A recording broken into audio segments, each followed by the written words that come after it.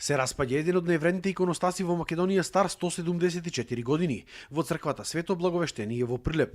Според експертите, тој е трет по вредност во Македонија после оној во Бигорскиот манастир и црквата Свети Спас во Скопје, а го изработила тајфата на познатиот копаничар Петре Филиповски Гарката. Оваа катастрофална состојба е со децении. Носечките столбови на иконостасот се испукани и изедени од црвојадина.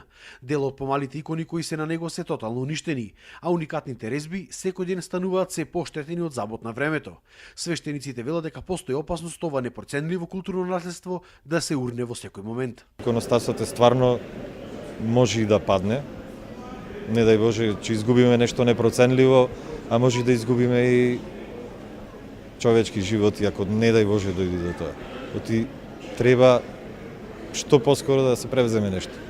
Постојано се интервенира до музеот, се останува на нив. Значи, ако некои луѓето мислат дека е до нас, ние да би вложиле, би го направиле, ама не смееме ние, тоа е под заштита на музеот.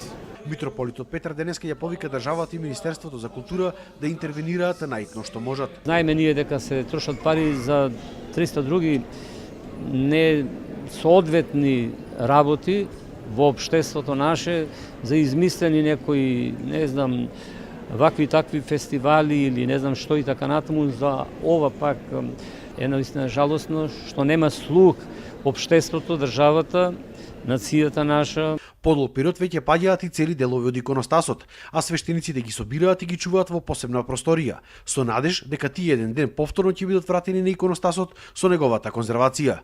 Од Заводот и музеј Прилепак денеска истакнаа дека иако оваа година Министерството за култура повторно го одбило проектот за конзервација на иконостасот, тие ќе најделе сили за да конечно започнат истражувачките работи и проектот за заштита на ова непроценливо културно наследство.